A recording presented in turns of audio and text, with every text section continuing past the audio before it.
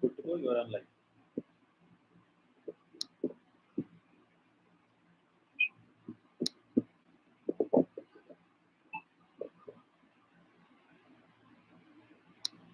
Recording in progress.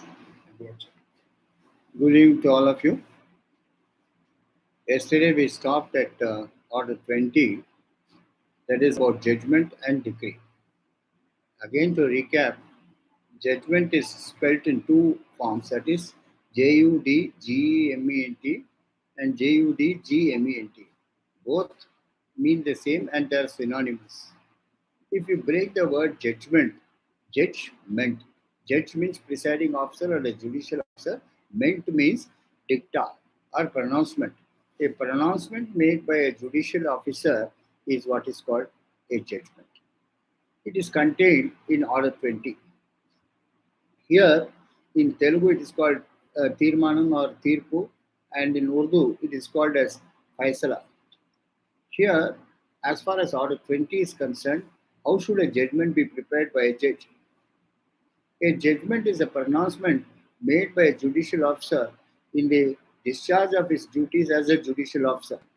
It is based on pleadings, facts, documents, issues, and the evidences which are led on both sides, and the precedents which are given, or what is called the case law which is cited by both the parties, or the written arguments which are filed by both the parties. Here, a judgment, when writing a judgment, it is an art. The judge has to clearly spell out what are the brief facts, who are the advocates who are appearing for the plaintiff or plaintiffs, and who are the advocates who are appearing for the defendant or defendants. Then the judge has to extract the brief facts of the case, what is stated in the plaint and what is stated in the written statement. Then after that, he has to he frames the issues, isn't it? That issues, issue by issue, point by point, the judge has to give his findings. And these findings should be based on the pleadings on record, the evidences that are recorded by the court, the inconsistencies and the contradictions that are pointed out by the respective advocates at the time of advancing their arguments. And the circulars of the High Court and the Supreme Court says that the judge has to discuss each and every issue in detail. But sometimes what happens is they club issues and give a common finding. But that has to be discouraged at all times. And first and foremost is the judge, while discussing the issues, has to say what has been stated by the plaintiff and what has been negated by the defendant in the written statement. Then the witnesses were examined on both sides. If they are the plaintiffs, they are examined as PWs, and if they are the defendants, it is examined as DWs, or what is called defense witnesses. Apart from that, sometimes what happens is the court also calls certain people to come and depose before the court.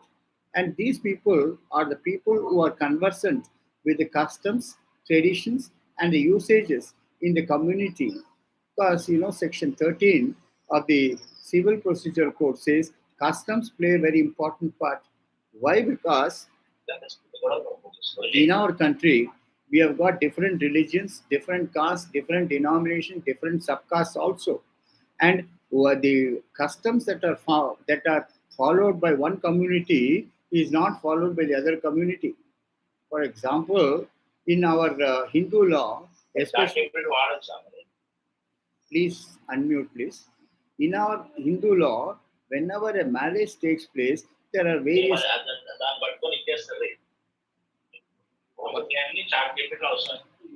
Vasantravar, please unmute, sir. Yes. So, as far as Hindus are concerned, there are different customs of marriages. Here, especially, I could tell you a traditional Hindu family, the marriage is performed. Actually, earlier, marriage used to be performed for 7 days. But please remember, as things change and times change, those things have been now reduced to almost 1 day and 2 days. But as far as the Marwadi community is concerned, the marriage is done for 5 days.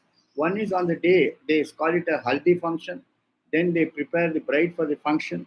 Then they have so many customs which they follow, rituals which they follow, and ultimately the marriage is performed on a particular day. And as far as Marwadis are concerned, they give more importance to the barat, as they call it. The bridegroom is paraded across the street, and he comes in the horse to the place of marriage. And at the time of the barat, all the family members or the family rejoice by dancing on the road and also trying to celebrate it with gay and gaiety. And along with that, what they do is, when they arrive in the barat function, then ultimately the bridegroom is led to the pandal where the marriage is done. Normally, what happens in a Marwadi family is the marriages are according to the lunar calendar. Marriages are mostly celebrated in the night, and before that, the dinner takes place. Who all want to take the dinner? They consume. They sit in the dinner and then have their food. And the marriage is somewhere on 12 o'clock or 1 o'clock, where only sometimes you find the family members or the close relatives only being present at the function. So, what I'm trying to tell you is various customs are followed by various communities. As far as the traditional Hindu family is concerned, we have what is called Pulu Panlu. That is what is called engagement ceremony, where the bride and the bridegroom sit, and the Lagna Patrika also is read out, and to say that these people are going to get married tomorrow at so and so time. There is an invitation to all of you who have received the invitation to be present at the time of marriage. And normally, what happens is the father of the bride normally presents the suiting and the ring, also on and so forth. Then the next day, the marriage is performed. Then what are the customs that are followed in a traditional Hindu family is, previously we have what is called the Gauri Vratam, or Vinayaka Vratam also is done. And then after that, the other rituals take place, and then ultimately it results in what is called the Kanya Danam. Kanya Danam is where the bride is presented to the husband, to the bridegroom, saying that she is being given in marriage, or the bride is gifted rather. Kanya Danam. Danam means gift. And before that, there's what is called, in Hindus, they follow what is called the Kashi Yatra. Kashi Yatra is the bridegroom gets irritated, goes outside and says, "I don't want to marry." Then the father of the bride begs the bridegroom, "Look, I am going to give my daughter in marriage to you. Don't try to take sannyas. Please come and marry my daughter." Then he comes and sits in the pandal, and then if the kanyadanam takes place, that is the bride is asked to sit on the lap of the father, and then the father, and before that, the feet of the bridegroom is washed by both the mother and father of the bride, and then ultimately the kanyadanam takes place. And then what happens is the Mangala Sutram is tied. Before that, I think, please remember, now those customs have gone, where a yoke is put on the head of the bride, saying that earlier you are only a single person, but both of you, that is the bride and the bridegroom, who are going to be husband and wife tomorrow, you have to plow the field called the samsara and live together. Then ultimately, the Mangala Sutram is tied, or the holy thread is tied three times on the bride. And then ultimately, what happens is a Saptapati takes place. That is, across the holy fire, the husband and wife take oaths that in times of happiness, in times of plenty, in times of sorrow, in times of happiness, so on and so forth, they live together, and they will not forsake each other, and they would live like what is called Ram and Sita throughout their life. Then ultimately, of course, most of you know, nuptials. Then what happens? Appagintalu. Appagintalu is the bride is handed over to the family of the bridegroom, and she steps into the bridegroom's party. Then ultimately, what happens is there may be a reception in the evening or so, that according to the financial capacity of persons. And in the night, you have the what is called the nuptials, or what is called the shovanam, as they call it in Telugu. Then these are all things which are followed in a traditional Hindu family. Who are the persons who can depose about it? The persons who can depose about it is people who belong to the same community and are conversant with the customs that are followed and the formalities that have to be followed at the time of marriage. Then, as far as Muslims are concerned, there is a custom saying that on the day when the nikah takes place, what happens is, after all, it is said in said in the family law that Hindu marriage is a sacrament and a Muslim marriage is a contract. As far as a Muslim marriage is concerned, there is an offer of marriage and there is an acceptance by the bride.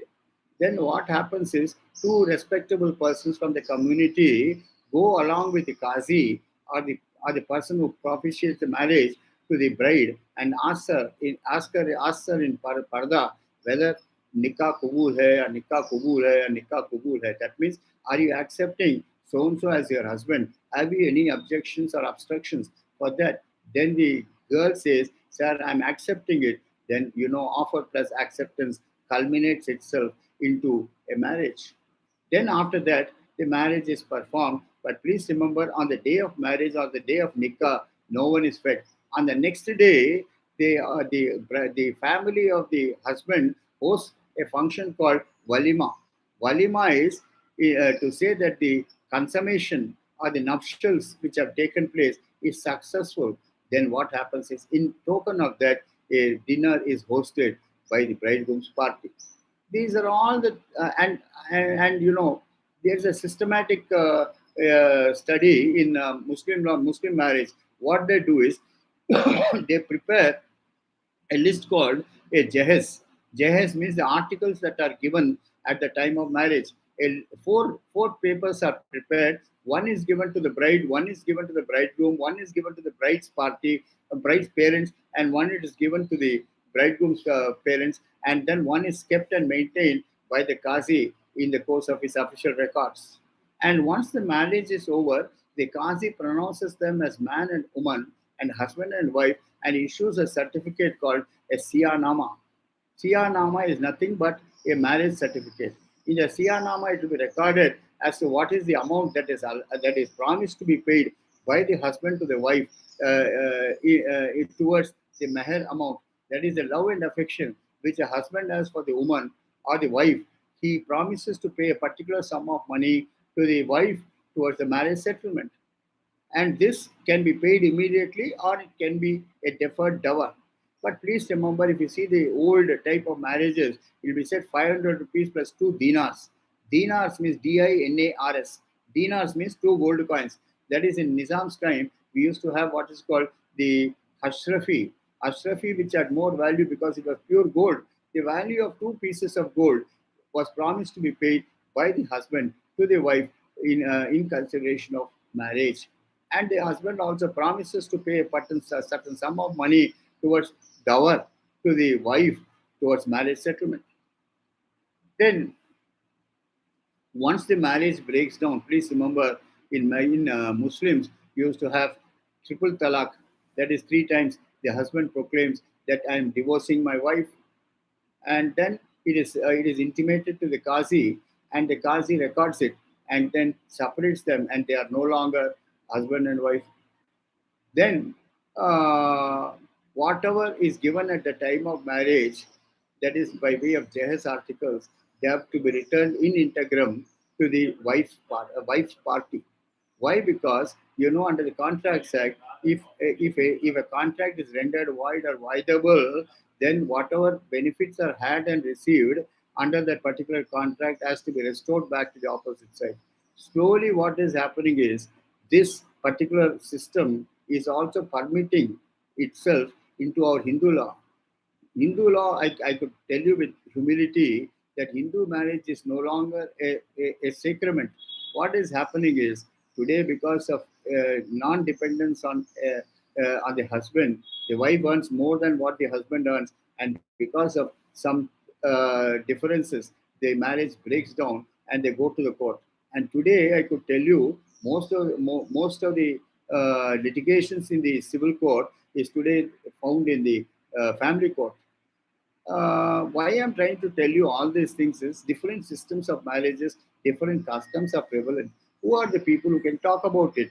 The people who belong to that community, who are sufficiently old, who have seen these usages and customs being implemented. they are the persons who can come and depose. And that's why sometimes customs overrule the law. Whenever a custom is followed from times immemorial, then these people who are respectable witnesses can come and depose about that system. Then sometimes what happens is, in Telangana area, you have we have paucity of water, and sometimes one well situated in a particular field supplies water to the entire fields there in the neighborhood. And this has been done not from now, but it has been done from 20 years or 25 years. Suddenly, the person cannot deprive you of usage of water. That is what is called a right, a easementary right which you acquire by prescription for a long period of time. And mostly in Telangana, we have got different customs. For example, we have got the Bonalu festival, which is celebrated in mostly the Ashada Masam. That is mostly in the next month of this year, next month of every, I mean, July or June or whatever it is of every year. Then this has been followed right from very long time. Then who are the people who can talk about it? The people who can talk about it is people who have followed that custom, people who know about that custom, people who know about that usage. They are all called respectable witnesses. Sometimes they may be called into the court to prove a particular custom. Then I could tell you, as far as marriage is concerned, I told you different communities have got different systems of performing a marriage. There is a marriage called, a customary marriage called Chira Ravika marriage. That means this is done only in Hyderabad at Chikatpalli Temple, Venkateshwara Swami Temple, Chikatpalli, where the husband and wife, a prospective husband and prospective wife, appear before the deity, that is the god, and the Purohit performs their marriage, and garlands are exchanged, and then the husband presents six pairs of saris, six pairs of petticoats, and six pairs of wearing apparel to the wife, and in the presence of the Purohit, the presentation is done, and 5 or 10 people are fed at the time of marriage. And Arya Samaj also is there, which performs various marriages. And most of the marriages, runaway marriages, are done in Yadgiri Gutta. And marriage certificate is issued. So, all, and then you have got different types of customs, different types of usages, different communities are there, different denominations are there. Who can speak about it? Speak about this custom is only the persons who have seen this custom being followed. So, in those cases, the court examines the people who are aware or who are acquainted with the customs that are followed in a particular community. They are examined as court witnesses, and whenever any document is filed by that particular witness, it is marked as C exhibit, that is court witness CW exhibit.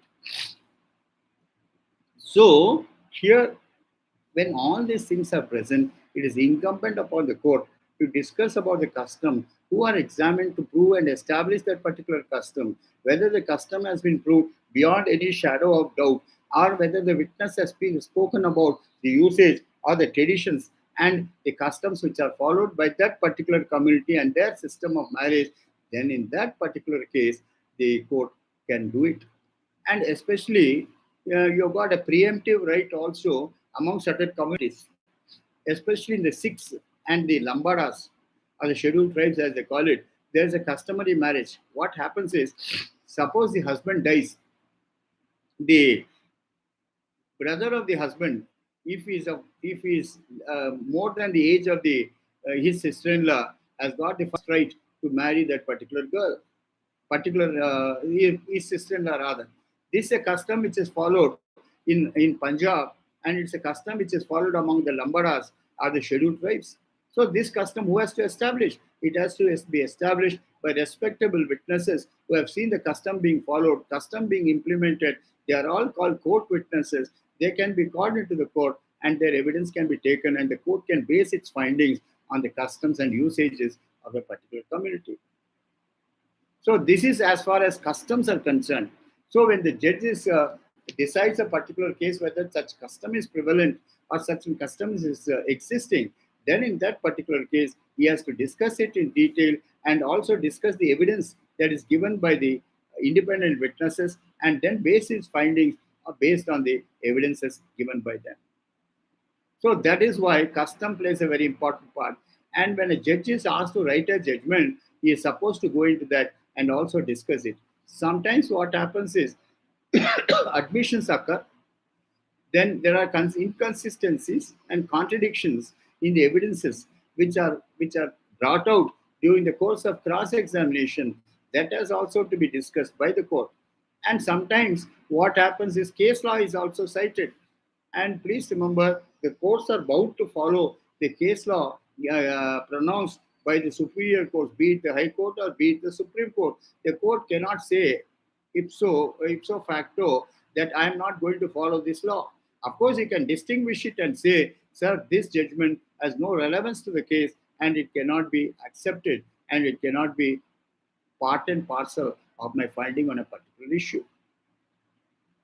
Then, what are the consequences if the court, at the time, let us say, when the arguments are heard, the court finds that additional issues have to be framed? Please remember, it is open to the court to frame additional issues and give an opportunity to both the parties to lead their evidences on based on the additional issues that are framed by the court. In other words, I put it this way: the court cannot by itself pass a judgment without hearing the party, because you have got a maxim called adi alteram partem. Adi alteram partem is principles of natural justice requires that the court should give adequate opportunity to both the sides, be it the plaintiff or be it the defendant, to adduce their evidence. That is the reason an advocate has to be cautious enough when he tries to argue a matter or lead evidence. He has to first note down the issues. What are the issues where the burden is on him? What are the issues the burden is on the other side? And then lead satisfactory evidence in that regard. Then it helps the court to to decide a particular case. And please remember, the pronouncement made by a judicial officer, looking into the pleadings, looking into the evidence, looking into the issues, looking into the inconsistencies, contradictions, and the case law on the subject, by the in that particular case which is on hand, the court pronounces its final verdict called a judgment. A judgment is nothing but a pronouncement made by a judicial officer in discharge of his duties vis-a-vis the facts or vis-a-vis the case which is on hand. This is what is called a judgment. Judgment is pronouncement of a verdict by the court based on which are relevant in a particular suit. Then I think this is what I discussed it yesterday, but not in that much of detail. Then you also have in Hindu law, if you have carefully studied Hindu law, there is a system of marriage called factum valet. Factum valet is, please remember, you have got literacy in the cities, literacy is in some areas where education is at the peak. But in some rural areas, what happens is illiteracy is prevalent. And sometimes during war times, what happens is, after all, the biological instinct of a person is to get married for that particular duration. And in Muslims, it is called a muta marriage. Muta marriage is marriage of convenience, marriage for a particular duration of time. And this muta marriage, which is also followed and implemented by custom, can also be proved by examining people and saying that these people, I've seen them living as husband and wife under one roof and under one bed. Then these things can be proved and established by independent witnesses. Then you have got what is called please remember, that's why I said we have got different communities, different subdivisions, different denominations, and so on and so forth. You have got what is called different types of marriages are there. For example, you have got what is called exchange of rings and exchange of garlands, especially people who belong to the extremist group. There's a nationalist group or the radicals as they call it. They don't follow the rigors of law. What they do is they exchange the rings and they exchange the garland, and they are pronounced as husband and wife. And marriages are performed in the Arya Samaj as well as in various institutions, Yadgiri Gupta, so on and so forth. These marriages are all customary marriages which take place, and Gandharva marriage is elopement. For example, you see mythology, you have got the case of Krishna and Rukmini. Krishna never married Rukmini in a customary way. What he did was he just snatched her away from her father and then eloped with her in his chariot after vanquishing the brother of the his would-be wife. So Gandharva marriage, or what is called elopement marriage, is also followed and is also implemented. And sometimes what happens nowadays, we are having new systems of marriages. Not marriage exactly, live-in relationship. Live-in relationship means both the boy and the girl live together, not as husband and wife, but as man and woman. But real problem comes by chance or by mistake or by accident. Suppose a child is born to the to the bride to the girl who's living in living relationship. Then in that case, what is the status of that child? Here, as far as that child is concerned, I don't want to use the word because some girls are also attending the lecture. There, would you call them as bastards or something like that, or illegitimate children? That's why the Supreme Court came to the rescue of these people and said, due to no fault of the child has come into this world. Even an illegitimate child who is not born to parents out of lawful marriage, they are also eligible to a share in the properties. So, live-in marriage, please remember, we are getting westernized. Westerners are getting easternized. So, the question is, there are no moral values, there are no ethical values. So, what I'm trying to tell you is customs play a very important part as far as every community is concerned, every denomination is concerned, and custom sometimes overrides the law.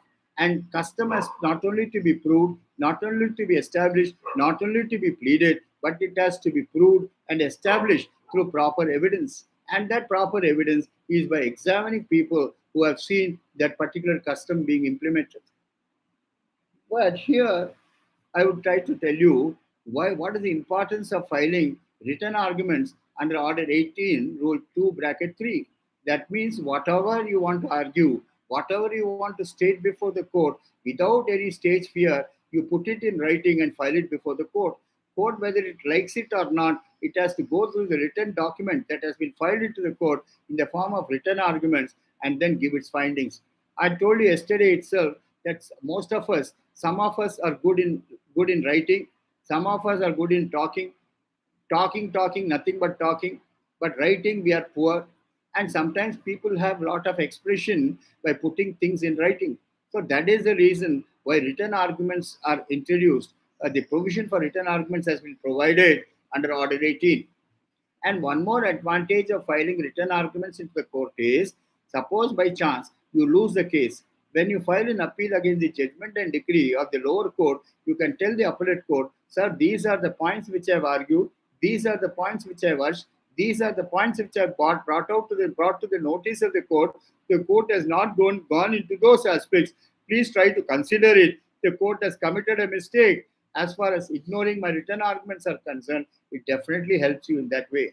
That's why I said, please remember, all of us do not have the same IQ. All of us do not have the same capacity. Some of us are good in writing, and some of us are good in only talking.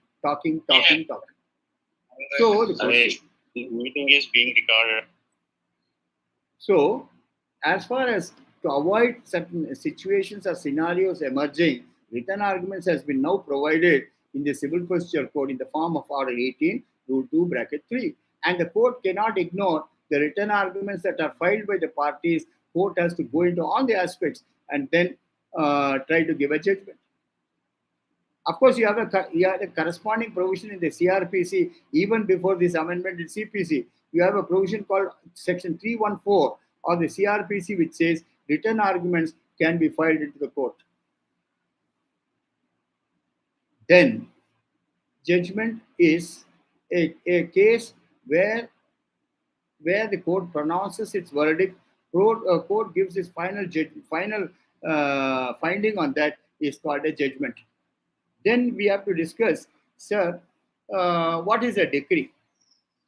Decree is supposed to be, if you see the book or you see the dictionary, there's no definition of the word decree. If you see Order 20, it is said decree is nothing but sum and substance of the judgment. That is how it is defined. But if you want to understand a decree properly in the proper perspective, it means a distillate of the judgment. That means vadakatti teestan చూడండి పాకము అది judgment decree అనేది.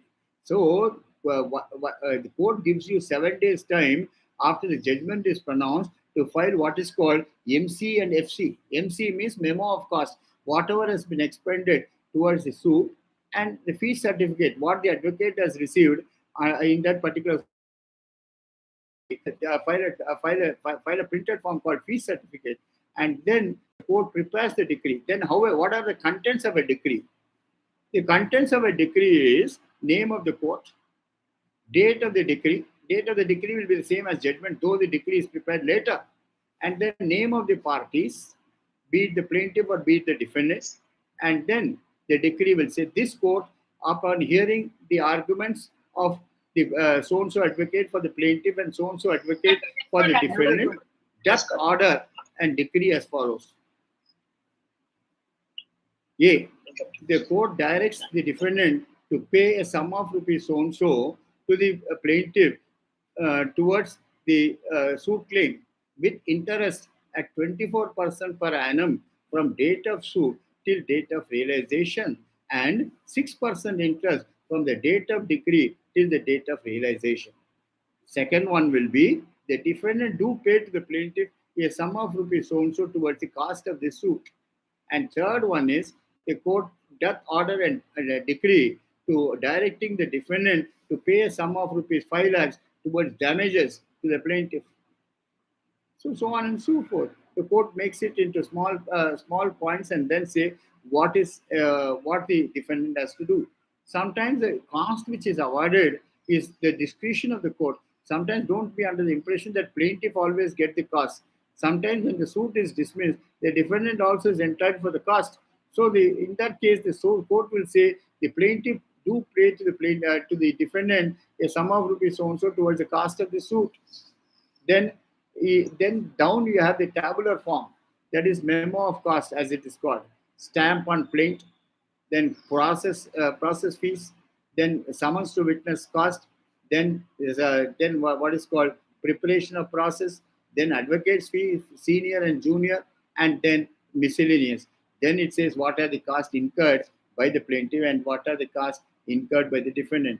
Please remember, you will not get you will only no doubt get the court fee, but you will not get the advocate's fee unless the advocate certifies the fees and files a fee certificate, and that too it has to be filed within a period of 7 days from the date of pronouncement of the judgment.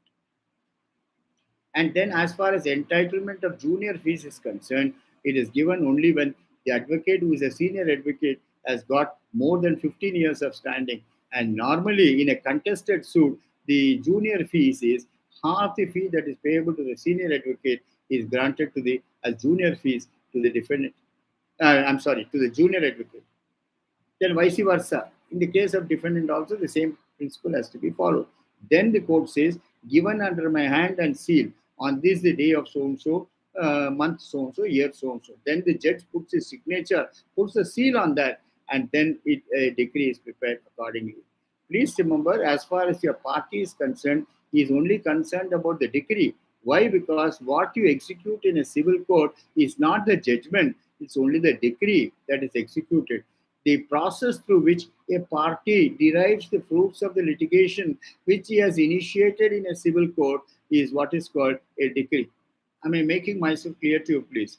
Here, there is only one decree passed in a money suit. But there is another suit called a mortgage suit. That is mortgage means what you call it as in agency area, it is called tanaka, or it is called girvi in Hindi. But here also we call it girvi only in Telugu, because in Telangana it is only half Telugu and half Urdu. But in Andhra area we call it as tanaka. That means where immobile property is offered as security for the due repayment of a loan, which is paid, promise, or part paid or part promise, it is called a mortgage. And the person who offers the property as a security is called the mortgagor, and the person to whom the property is offered as security is called the mortgagee, and the transaction is called a mortgage.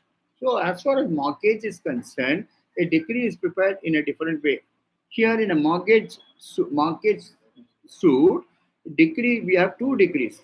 One is a preliminary decree directing the defendant or defendants to pay a particular sum of money to the plaintiff with interest or whatever it is, or with cost.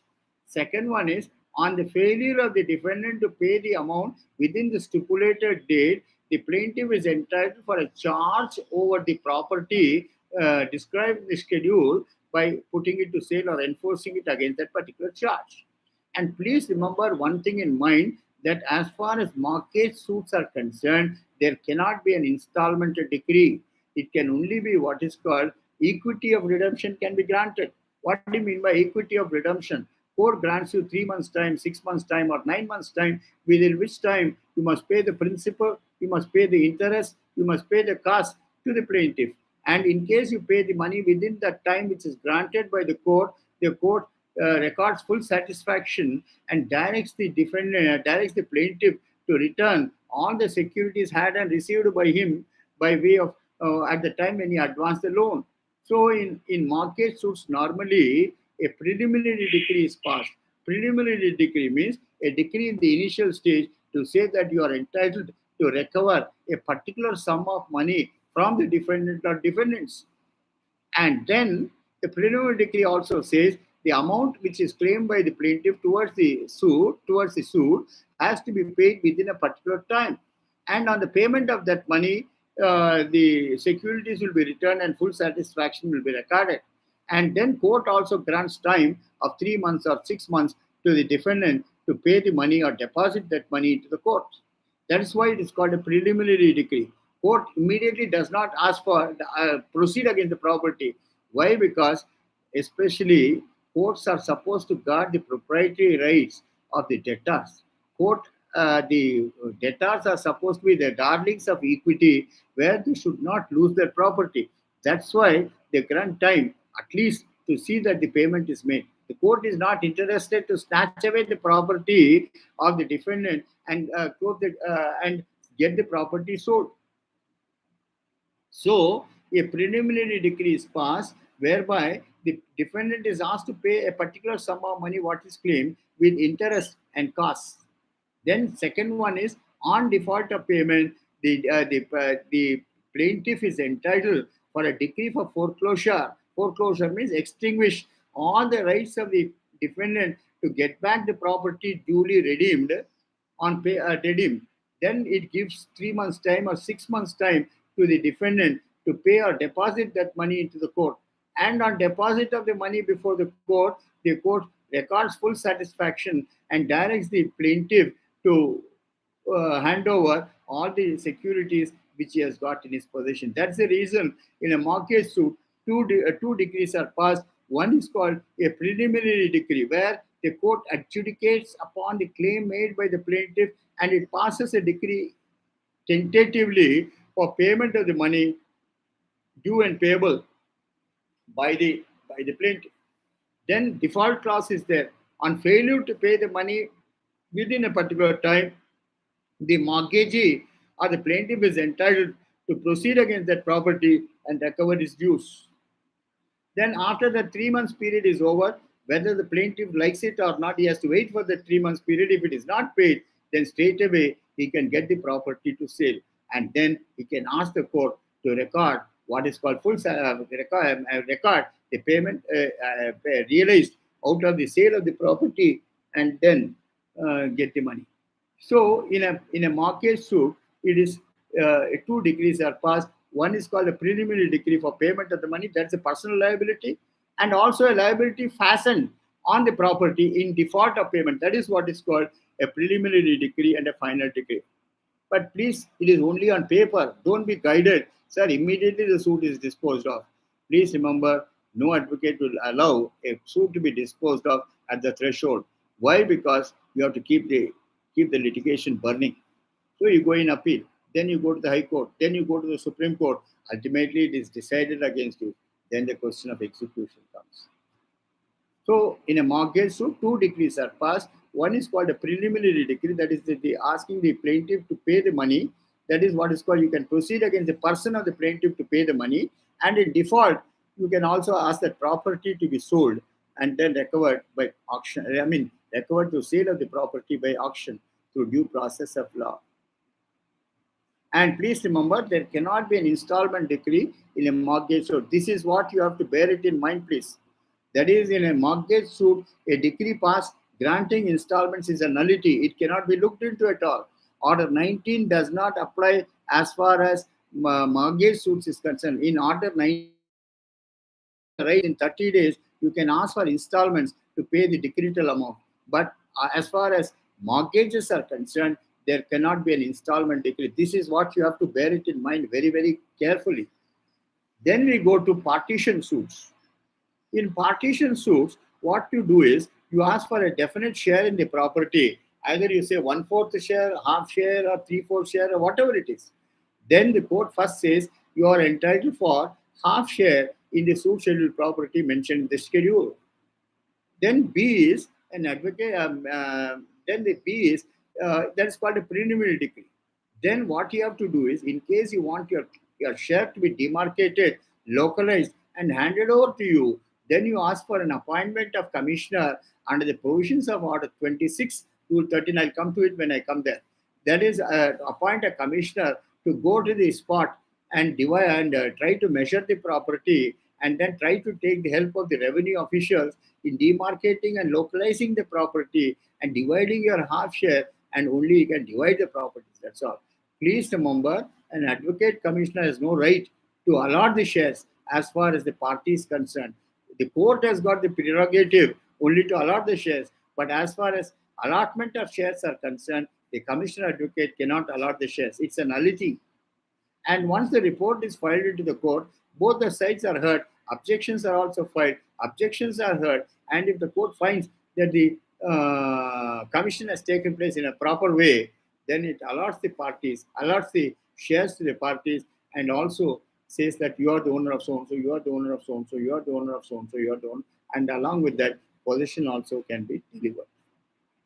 That is why it is said in a partition suit, two decrees are passed. One called a preliminary decree saying that you are entitled for a particular definite share in the property. Here, one thing you must bear it in mind, sir, there is a difference as far as Hindus and Muslims are concerned. As far as Hindus are concerned, we are governed by Section 6 and Section 8 of the Hindu Succession Act of 1955, whereby we have only you have got classes of heirs. One is called a class 1 heir, another is called class 2 heir, and another is called a class 3 heir. Once a class 1 heir, like son, daughters, predeceased son's son, predeceased son's daughter, so daughters, so on and so forth, they are all supposed to be class 1 heirs. And suppose class 1 is not available, then the next comes class 2. If class 2 is not available, then comes the class 3. That's how our Hindu law is based. And there are two types of properties. In Hindu law, we call it a succession, and in Muslim law, we don't call it succession, but we call it as inheritance. That is, what is the difference between succession and inheritance is, succession is where you get the property or your definite share from your predecessor in interest. That is called succession. Inheritance means where the property is coming from ancestors, where the property is coming from your father and all. If you are a Muslim, you inherit to that property, and ultimately both mean the same, but two different words are used in Hindu law and Muslim law. Then I think I've made my position clear as far as Hindu law is concerned. As far as Mohammedans are concerned, please remember, it is very, very complicated. Why? Because it is dependent upon the Sharia or the law of inheritance as laid down in the by the Prophet Muhammad. Here, as far as inheritance is concerned, multiple marriages or polygamous marriages are permissible. Where a person he can take 4 wives. A Muslim person can take 4 wives. But when the question of inheritance comes, first what you have to do is, if the wives have children, then in that case, they all of them jointly take 1/8 share. 1/8 share has to be divided among the 4 widows. But suppose they don't have children, then in that case, 1/4 share has to be divided and given to the 4 widows equally. But as far as males are concerned, they get 2 shares, and as far as females are concerned, they get 1 share. So, widow or widows, they take a joint 1/8 share in case they have children. In case they don't have children, then it is 1/4, which has to be divided equally amongst themselves. And after removing that 1/4 or 1/8, whatever is left will be divided among males and females in the ratio of 2:1. And in Muslims, you have got three classes. One is called sharers, another is called residuaries. Residuaries means wagera wagera. What do you mean by wagera wagera? That means a child which is born of the same mother but different fathers, or so on and so forth. They also get a share provided the first class is not available. Then we have got distant kindred. Distant kindred means people who are distantly or remotely related to the family, who are part of that family, they also get a share provided the sharers and residuaries are not available. So it's quite complicated as far as Mohammedans are concerned. But one thing you can bear it in mind, one-fourth share jointly in case of co-widows and one-eighth share among co-widows. One-eighth is when they have children, one-fourth is when they don't have children. The other part of it goes in the form of what is called calculating the shares according to the males and females. Here also among Hindus or Muslims, in a partition suit, first what they do is the court writes a judgment, holds that the plaintiff is entitled to this share, the plaintiff number two is entitled to this share, and all. But how it has to be divided, how it has to be allotted, then a commissioner advocate is appointed to measure the property, take the assistance of the revenue officials, and then divide the properties and then report to the court. And the court, when it finds that the commissioner's report is in consonance with the directions that are given, court passes a decree in terms of the commissioner's report. So the final decree is passed only when the court allots the shares. And please remember, you can always get the final decree engrossed on a stamp paper and even get it registered if you so want, so that you have a title deed to show your title in respect of the property. Please remember, why I'm trying to tell you is, among Muslims, they fight till end. The property is only, let us say, 100 square yards, but you will have 100 sharers for that. Not because it's a property, but because of what is called prestige. They say, why should I lose my right as far as the property is concerned? And we as advocates don't allow a party to give up their rights. We fight to the finish. So in a partition suit also, two decrees are passed. One is called a preliminary decree, upholding the share of the party and allotting, saying that the plaintiff or plaintiffs are entitled to so shares. And then a commissioner is appointed who inspects the property, divides the property, and the court allots the shares of the respective parties through its judgment called the final decree. And once the final decree is passed, you are supposed to deposit the stamps or the money which is required for your share in money value, and then the court grants you, unless you pay the court fee. Court will not give you the final decree copy. Then based on that, you can also get it registered before the registration authority. That is, in partition suits, two decrees are passed, one called the preliminary decree and another called a final decree. Then we go to partnership suits. There is normally, if you have read the Partnership Act correctly, what are the rights of an aggrieved partner? An aggrieved partner has got two rights. He can ask for dissolution, or he can ask dissolution and accounts, or he can also ask for dissolution.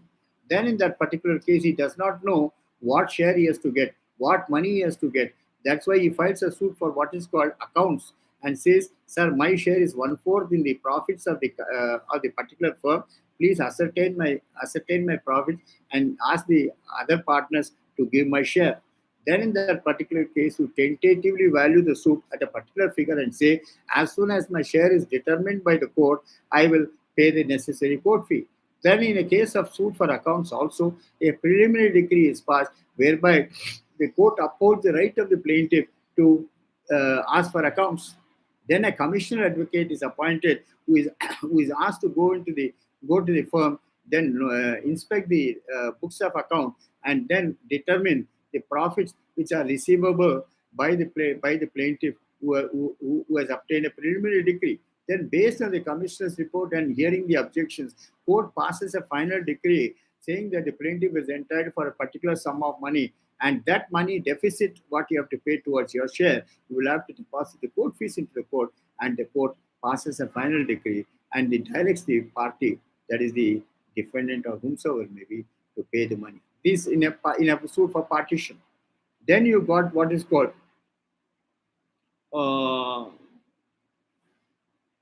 like this. You have got preliminary decrees and final decrees, which are very, very prevalent. The importance of a preliminary decree is your right is determined first. and then your rights are ultimately decided by the court by passing of a final decree. Then what is the provision under which I must ask for a final decree? That is Order 20, Rule 18 CPC. Order 20, Rule 18 CPC. That is, for passing of a final decree, an interlocutory application has to be filed under Order 20, Rule 18. It is not an execution petition. It should be only an interlocutory application accompanied by an affidavit, and copy of the decree also has to be filed, and the court passes the order accordingly. Then the question arises, sir, can a preliminary decree be set aside? In a partition suit, let us say, you are a proper and necessary party. Your shares have been ignored by the court. The other side has not made you as a party to the suit or party to the proceeding. Then, in that particular case, you can ask the preliminary decree to be set aside under the provisions of Section 151. And the case law on that particular aspect is AR 1967 Supreme Court, where the court says the shares can be readjusted at any time. It's not necessary. It should be readjusted immediately. A preliminary decree passed without joining the proper and necessary parties can be set aside at any time, and the matter can be brought to the beginning itself. This is as far as Order 20 judgment and decree is concerned. Then Order 20, Rule 18 speaks about what is called before passing final decree, the court can order a regular inquiry. Then one more aspect where two decrees are passed is in an eviction suit filed under the Transfer of Property Act, that is 105 or 106 of the Transfer of Property Act, where the court holds that you are entitled for eviction. In addition to that, you are entitled for mean profits, MESNE. What do you mean by mean profits? Mean profits is you are entitled for damages, you are entitled for compensation for wrongful use and occupation even after your tenancy has been terminated. Suppose, let us say, the rent which you are getting in respect of that property is, let us say, 10,000 rupees. But similar property with a similar location and similar vantage positions can fetch 30,000 rupees if it's let out. That amount which you get in excess of the agreed rent is what is called mean profits. Mean profits, normally the court avoids to fix mean profits. Why? Because it cannot decide the quantum. So for that particular purpose, under Order 20, Rule 18, it orders a separate inquiry for ascertaining the mean profits. Then a commissioner advocate is appointed, and the advocate tries to record the evidences on both sides with the documents, and then says this property can easily fetch about 30,000 rupees if it is let out. And then once the report is filed into the court orders for payment of mean profits from the date of the expiry of the notice period till the date of realization. But please remember, whatever mean profit is determined by the court, but immediately you only file at the tentative stage when you file the suit, you only value it at 10,000 rupees. But the court orders you to pay the deficit of 20,000 which you are entitled to get. And then only when you pay the remaining money towards the court fee, court allows you to execute the decree which has been passed. So even in a suit for eviction, preliminary decree is passed for eviction, and also mean profits also court passes an order. Then a final decree you ask for what is called mean profits. Then you have to file a separate application under Order 20, Rule 18. The same thing applies as far as the suit for accounts also is concerned. Suppose the court finds that you are entitled for accounts, you are entitled for a share in the partnership business, then in that particular case, also you have to, the same procedure is followed. So this is as far as judgment and decree is concerned. Then we go to the incidental proceedings, or what is called supplemental proceedings, or incidental or supplemental proceedings, that is from Order 22 to Order 26. What do you mean by incidental and supplemental proceedings? Here, before we go into it, you know that in criminal law, an offense dies with the death of a person. You cannot make the LRs or the legal sons and daughters liable for the offense that has been committed by their father or uncle or whomsoever may be. But as far as civil law is concerned, a suit does not die with the death of a person or a death of the plaintiff or death of the defendant. It survives even later. The legal representatives or the transferees in interest or the assignees or these people are liable as far as the liability incurred by the dead person. That is, who is a legal representative? Legal representative is a sons and daughters and the widow of the deceased who come into possession of the estate after the demise of the defendant. They are called LRs or the defendant or the plaintiff, as the case may be. They can get themselves substituted as legal representatives in the place of the deceased plaintiff or deceased defendant. They are called LRs. Or one who intermeddles in the estate, a person who is appointed as an executor, or a person who is appointed as a trustee, or a person who is appointed as authorized representative, he can also be a person who can be brought on record. So a civil suit does not die with the death of a person. It survives to the benefit of the party who has initiated the action. And always legal representatives can come on record under the provisions of Order 22, and they can get substituted in the place of the original plaintiff or the original defendant. This is what is called, in Urdu, it is called Kaya Mukham. Kaya Mukham means bringing the legal representatives on record who have succeeded to the estate of the deceased, either as plaintiff or the defendant, is called this particular provision deals with that. Then, sir, what is the period within which an application has to be filed? Under the law of limitation, it is said within 90 days from the date of demise of an individual, be it the plaintiff or defendant, an application has to be filed under the provisions of Order 22, Rule 3, in case plaintiff's LRs have to be brought on record, and in case the LRs of the defendant have to be brought on record, it is Order 22, Rule 4, CPC. Then, 90 days period is given to you to bring an application. What is the sort of application you have to file? You have to file an application called an interlocutory application, a petition under Order 22, Rule 3 or Rule 4, accompanied by an affidavit giving the names of the parties who are the legal representatives or the persons who have succeeded to the estate of the deceased. And within what time it has to be filed, sir? It is to be filed within a period of 90 days. Then, as an advocate, it is your duty when your party dies or a party is no more to report to the court, sir, the defendant number 1 has expired and his legal representatives are so and so, so and so, and their addresses are so and so, and the relationship with the deceased is so and so. But please remember, are we doing it? No, we don't do it because we want to place the other side in the dark. Then there is a provision called Order 22, Rule 4A, which says when the other side does not furnish you the names, when the other side does not give you the addresses, you can always file a memo. You can always file a petition asking the court to direct the other party to furnish the names of the LRs or names of the LRs and their addresses and the relationship with the deceased. And such application can be ordered, and it is incumbent on the part of the other side to furnish the names and addresses and the relationship of the parties. Then the period within which an application has to be filed to bring the LRs on record is 90 days. Then after that 90 days period expires, then you have got a further period of 60 days to set aside what is called abatement. That is, suppose you don't bring the LRs on record, you cannot maintain a suit against a dead person. So it is called abatement. The suit automatically dies a natural death.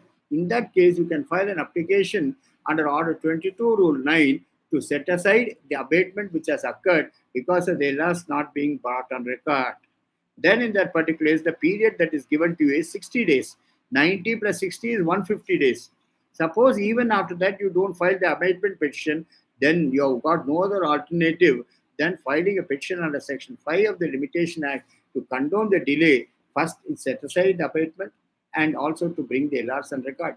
And that you have to explain each days of delay, why delay has occurred. Then, so Order 22, Rule 3 and 4. Order 22, Rule 9. First is Order 22, Rule 3 and 4 is for bringing the LRs on record. Order 22, Rule 9 is for setting aside abatement. And Section 5 is, once this 150 days period is over, you have to file a petition for continuation of delay. That is what is called, explain each days of delay. And the procedure the court follows is, first your Section 5 petition is heard. First the delay is condoned. Then after your delay is controlled, the next petition which is heard is your setting aside abatement petition is heard. After your setting aside abatement petition is heard, next comes the procedure. That is what is called LR application will be heard. Then after all the applications are allowed, the plaintiff has to amend the original plaint and also say it's amended and added as per orders in IA number so and so, dated so and so. In the place of the deceased person, you substitute it with new names, and they describe them as plaintiffs or defendants as the case may be. So this is a procedure that is followed in Order 22. Now we proceed to have the interaction period, please. You are free to ask the questions.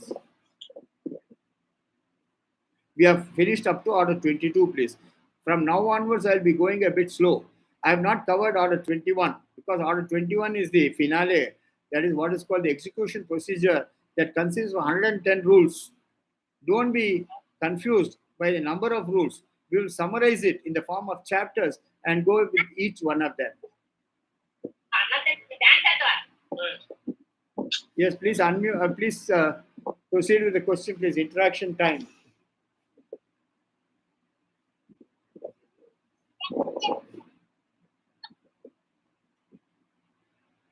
Good evening sir నా పేరు సరళ అండి చెప్పండమ్మా. DVC case 498 కేసులో sir ఎక్స్పర్టీ order ఇచ్చినప్పుడు దాన్ని అది CP affidavit file చేశారు సార్. అవుతుందా సార్ అది అంటే 2 years అయిపోయిన తర్వాత ఆర్డర్ ఇచ్చి? Even if the order is there, you can explain the reasons why you were prevented from filing it earlier. అంటే అతనికి ఫైన్ 100,000 రూపీస్ తో వేసిన తర్వాత 2 years అయిపోయిన తర్వాత ఇప్పుడు ఫైల్ చేస్తారు sir. Please remember, DVC is also a quasi criminal. It's not exactly criminal. Civil proceedings also apply, isn't it? Then in that case, you can file a petition. Of course, provision is, I don't know, I'm not versed with DVC, but DVC can always get it restored also because the court wants a contested order. Okay. Am I clear, madam? Yes, sir. Next. Thank you. Next. Sir, what is the limitation period for Section 5? Section 5. There is no limitation, sir. I told you, when you bring an LR application, it is 90 days, isn't it? Are you following that, please? Then 60 days is for setting aside abatement. You file a petition under Order 22, Rule 9. And if it's bringing LRs on record, it is Order 22, Rule 3 and 4. As far as the plaintiff is concerned, it's Rule 3. And as far as the defendant is concerned, it's Rule 4. And if that 90 days period expires, you are supposed to file an application under Order 22, Rule 9 to set aside the abatement within 60 days. Even if that 60 days is over, you can file a petition under Section 5 of the Limitation Act explaining each days of delay and showing sufficient cause. And absolutely there is no, the question of Section 5, there is no limitation. You have to state the number of days which has occurred. That is, the delay has to be mentioned and explain each days of delay. Okay. Thank you. Right. Sri Priya.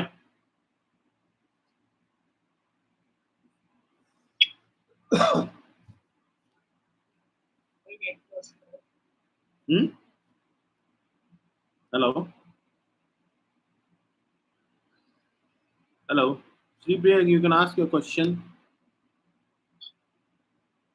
All right, Suresh Reddy garu. Please go ahead. Sir, I have already asked regarding Section 5. Yes, next, sir. Please hands down.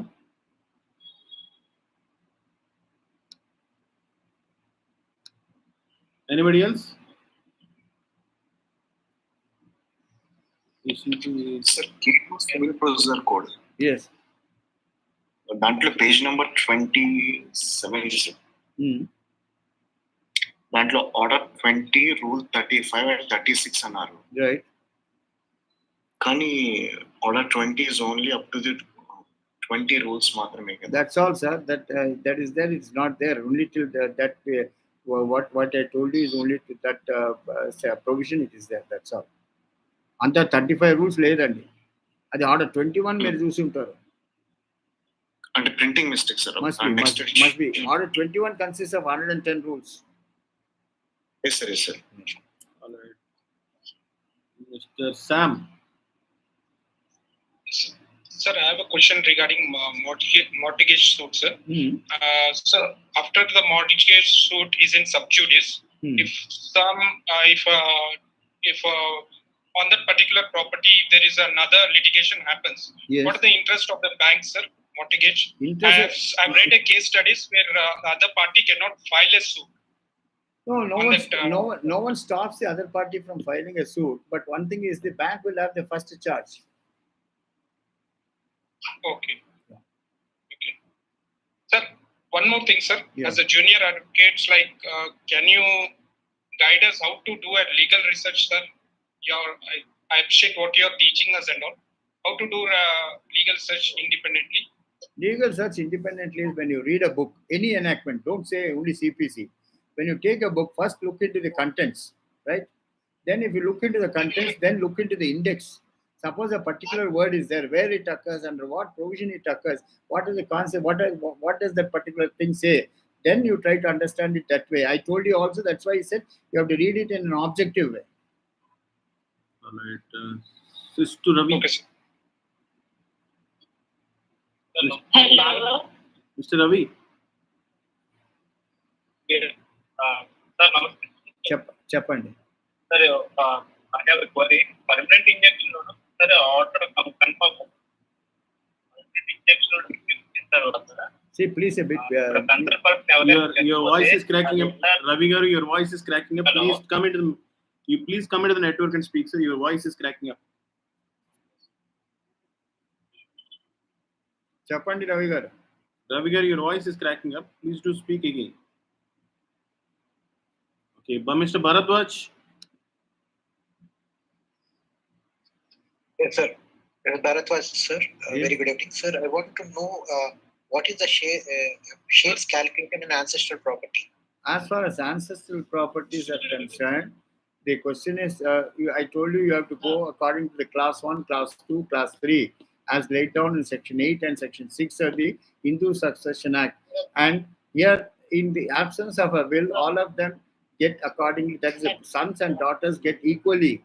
And as far as 29A is concerned, introduced by the Amending Act of 2005, women also get equal shares along with the that is, the sisters also get equal shares along with the brothers, and then by birth they get a vested right in the property. So no any discrimination, no gender discrimination is there as far as men and women are concerned. And shares are determined according to section 8 to find out son, daughter, predeceased son's son, predeceased son's daughter, predeceased daughter, predeceased daughter's son, daughter's they're all class 1As. And suppose, let us say, a daughter is entitled for 1/4, just an hypothetical case. That 1/4 will have to be divided among our issues. The issues will not get separate 1/4 share. Suppose 4 issues are there. 1/4 divided by 4. That is, each one gets 1/16, 1/16, 1/16, and 1/16. Yes, sir. Any citation can you quote? Absolutely, there's no citation on that, sir. It goes by section 8. It has to be divided.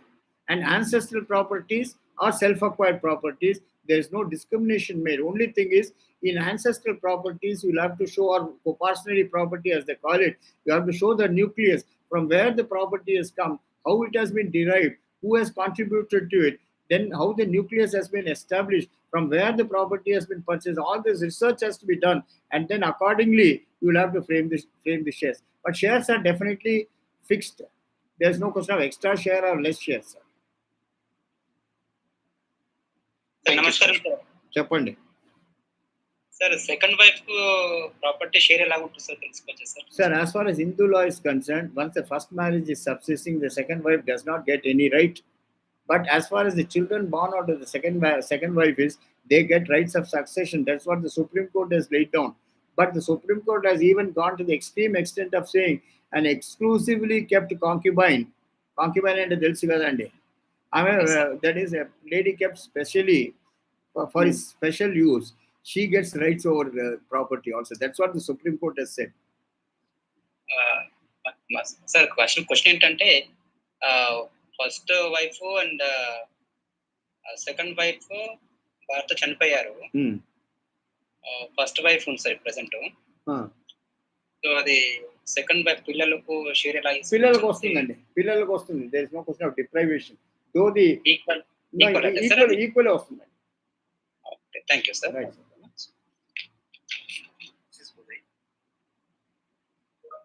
Sir, hello, good evening.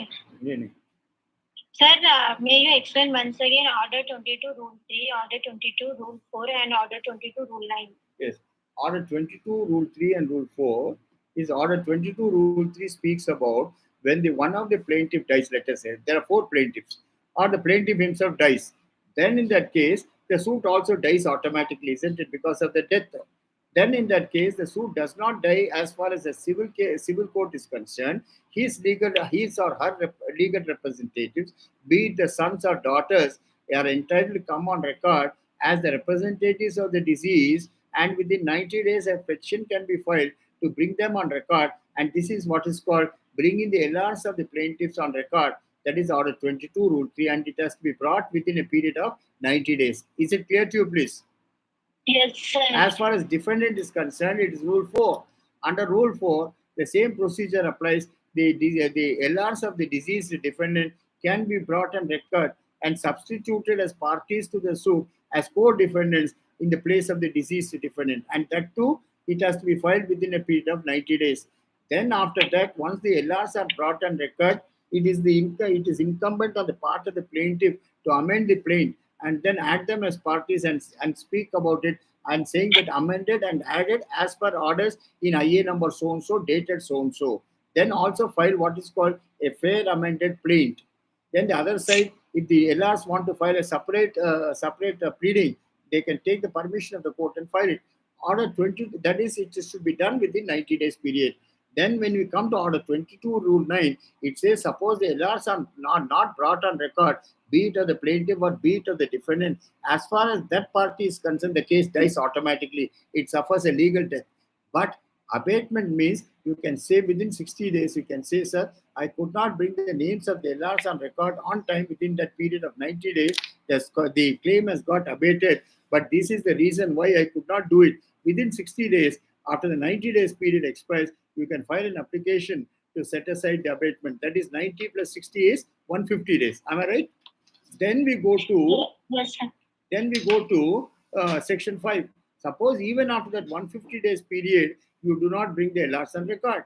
Then in that particular case, you can file an application under Section 5 of the Limitation Act showing, sir, I could not bring the LRs on record on time. I could not file a petition for abatement on time because I did not know the names of the LRs. I found out after due inquiries there is so much of delay. And each days of delay has to be properly explained and sufficient cause has to be shown why the applications were not filed within time. That is what Section 5 of the Limitation Act says. Am I making myself clear to you, please? Then once this petition is allowed, how it is heard is, first your delay petition is heard. Next, after the delay petition is disposed of, your abatement petition is heard. After the abatement petition is disposed of, your LR application is heard. LR application is disposed of, you are supposed to amend the plaint by adding the parties. Only the plaintiff can do it because he has initiated the suit, not the defendant, please. Yes, sir. I request everyone to introduce themselves before asking a question so that he might address with the names. Some of the codes are given, I'm not able to follow. Nokia and all. Sir, thank you. Welcome. Would you tell your name, madam? Jamuna Tiwari. Jamuna Tiwari. Jamuna Tiwari. Okay, all right, ma'am. Thank you very much, Jamuna ji. Hello, sir. Sir, quick question, sir. Please raise Hello. please raise before you ask so that we call upon one by one. So go ahead. I'm not seeing raising hand. That is the reason. And that's what we need to follow the decorum of at least the senior. Please go ahead. No problem as of now. I'm really sorry. Next time onwards, I will take care. Please, Because everybody once they mute it, they'll have other option. That's what I'm please asking. ask the question. It's not about priority, but the only thing is that to understand everybody. Please ask the question, sir. Yeah. The question to continue to the previous question, Yes. like if suppose second wife and first wife staying together for 25 years, Yes. though they are not interested to each other. Yes. So husband is a government employee. Right.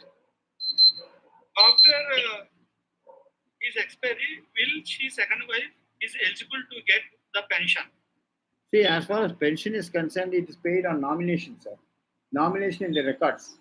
According to the nomination, whoever is the nominee gets the money. But as far as the second wife is concerned, it is not a marriage at all. During the subsistence of the first marriage, second marriage is illegal. So if suppose husband kept the second wife as a nominee, will it be considered? The consideration is the first wife can question it by saying that the nomination is wrong because when I'm alive, second wife cannot be nominated as a nominee. But they were stayed together. Yes, they were stayed in together. this regard, I'll tell you, sir, mostly what you're referring to is a person marrying two sisters. Two sisters. Not two sisters, sir. They are different. They are from different. Even if they are different, the question is once there are no differences between them, they can share it equally. One getting the job on humanitarian grounds if the person dies in service, or one getting the pension. See, ఇది తెలుగులో ఏమంటారంటే సబతిగోళ అంటారండి.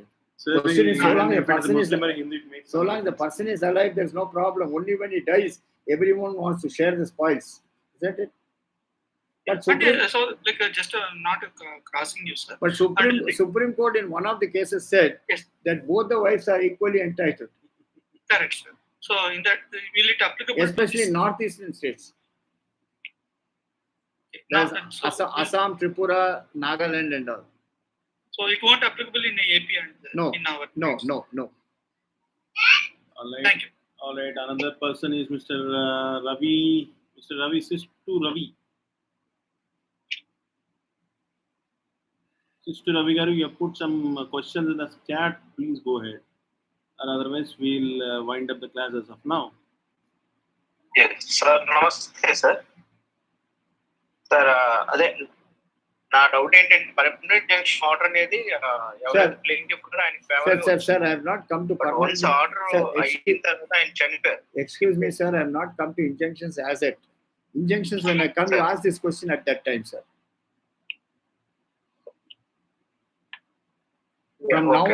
From now onwards, I'll be going at a slower pace. And another question. Yes.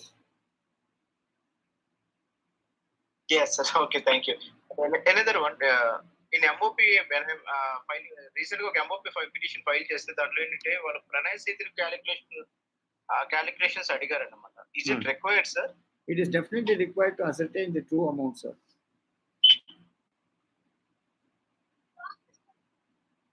Okay. Next. Mr. Nagachandram. Thank you. Mr. Nagachandram.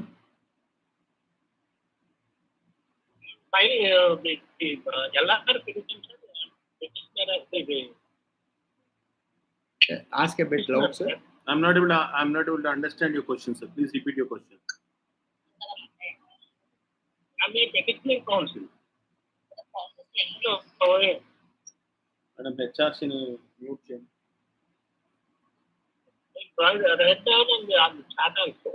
Chadigan, sir, could you please be a bit loud, sir? You're not audible, sir, please.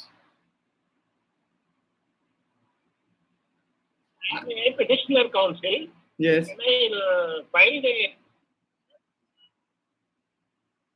the defendant died. Yes.